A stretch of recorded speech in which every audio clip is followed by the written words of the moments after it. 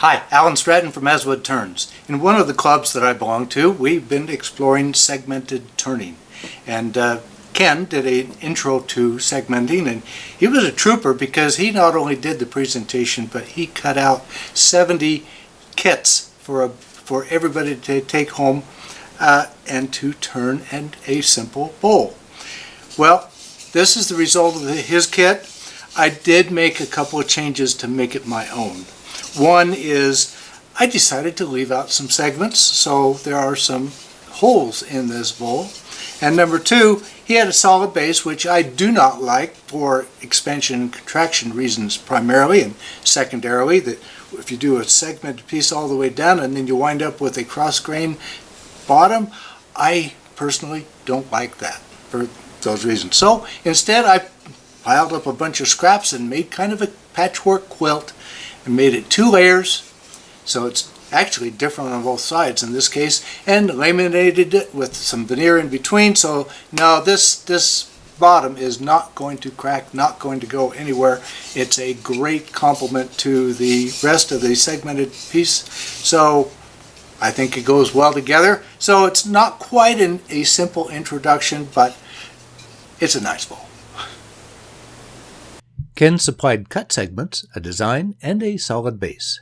This included 4 rings at 16 segments each ring, totaling 64 segments of random woods. Of course, there were 4 different segment lengths all mixed together. My first task was to sort the segments and temporarily clamp them together. One issue that will need resolution is that there are different segment thicknesses, but later. I never want to stack a nice segmented project on top of a solid wood base for a couple of reasons. First, why go to the work of segmenting a bowl and then disrupt the flow with a solid base? Second, expansion and contraction with humidity changes can crack an otherwise beautiful project. I sliced the solid cherry base provided in his kit into segments and glued them into their own ring. That leaves the middle of the base. For this, I glued up a bunch of offcuts from other projects into a random quilt-like pattern. These quilt squares were glued to a piece of leftover oak veneer. Then one of the squares was rotated 90 degrees and glued to another piece of veneer. So far, this is my best sequence for assembling the base, assuming the ring and quilt pieces are ready. 1. With double-stick tape, mount the segment ring to a faceplate. 2. With this mount, inlay the rounded quilt into the segment ring. Typically, this quilt piece is slightly larger than the center of the segment ring. This provides a small ledge that stops the quilt piece from sliding through the ring. This is glued in place. When dry, face off for a clean surface. 3. Remount to a new faceplate. Personally, I do not trust double-stick tape to securely hold a complete segmented project for turning. At this point, I use regular glue to mount the partially completed base to the faceplate. This will be the mount for the duration of the project. 4. With this mount, inlay the second rounded quilt piece into the segment ring. I target this piece slightly larger in diameter than the first one. There is a ledge in the segment ring to receive the quilt piece. After glue is dry, face off for a clean surface. From here, it is business as usual to add the remaining segment rings. Let's take a moment and let the completed base pose for a quick selfie. The quilt pieces do not have to be quilt pieces. They can be solid wood, smaller segment rings, stabilized wood, whatever. Now back to the upper segment rings. I do want to do something different here and leave out an occasional segment in each ring other than the top ring. The top ring I do want to be complete. I have marked the segments that will become missing. Using the rub joint technique, I glued segments together from each ring that are consecutive. They still have varying thicknesses. However, all are flat on the bottom, and I have sanded the bottom side only. Using double-stick tape, these partial rings are taped to a high-density polyethylene cutting board in preparation for multiple trips through the drum sander. The board on the right is also taped down to provide additional support to the partial rings. Each partial ring butts against another to the right. This will help them resist pressure and stay in place during sanding. How about another selfie? partial rings are all at the same target thickness of 5/8 inch. I put the rings back together. Now the missing segments stand proud. This will not do. Each missing segment makes a trip to the bandsaw to slim down to about 1/8 inch thinner than the target ring thickness. Now to glue the partial rings into the bowl. The missing segments are dry clamped with the partial rings, glue spread but avoiding missing segments, and everything pressed together. For insurance, I also clamped 2 partial rings. The thinner missing segments avoided glue. When dry, I can remove the band clamps and other clamps. The missing segments, marked with an X, easily pop out. With 2 rings glued to the base, this is a good time to start hollowing the bowl while the reach over the tool rest is minimal. I'm using a round nose scraper with a stabilizer from Ron Brown's Best. This is working well, especially with first cups in intermittent wood. Once passed into solid, even a scraper streams out beautiful ribbons of wood.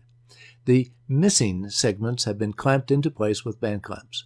Duct tape keeps things in place and protects me. I am not turning exterior at this time.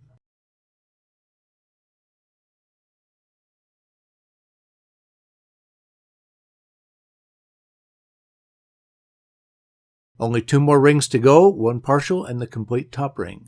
Back to building the bowl. One can never have too many clamps. That has been a journey, but it is not over yet. It is time to hollow the last 2 rings. Again, the missing segments are clamped in place. I used the same round nose scraper and the stabilizing rig. My usual alternative is my bowl gouge. This setup is providing a little more security and catch prevention. I also sanded the interior through 400 grit. The stabilizer is limited by the length of the scraper blade, so this shallow episode is perfect.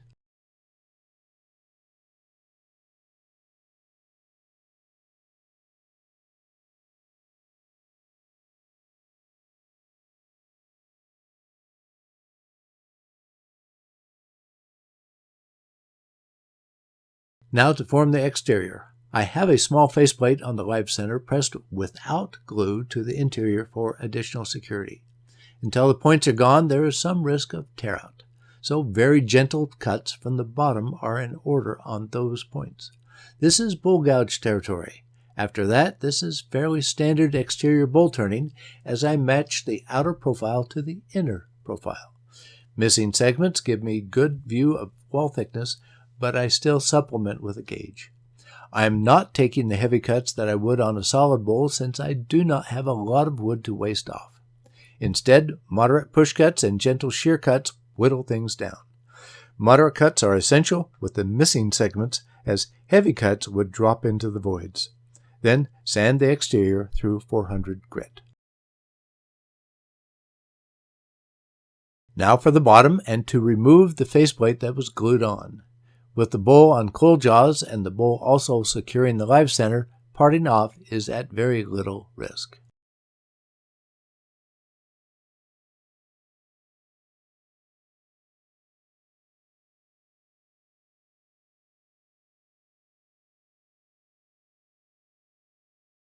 Then on to refining the base.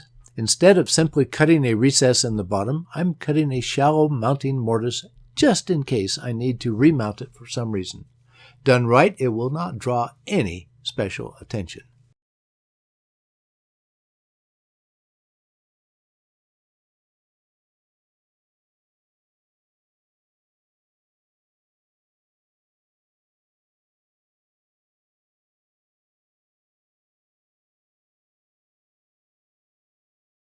At last, a bath end walnut oil makes the color pop.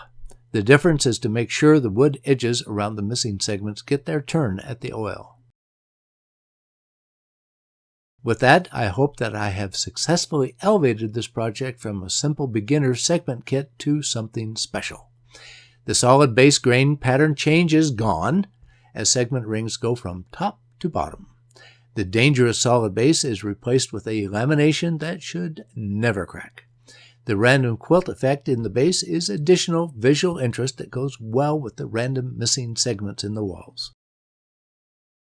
Please give this video a thumbs up, subscribe on my website because my notifications are more reliable than YouTube's. Please tell your friends about my weekly videos. I appreciate your comments and questions. Please wear your full face shield whenever the lathe is running. That is my best safety tip.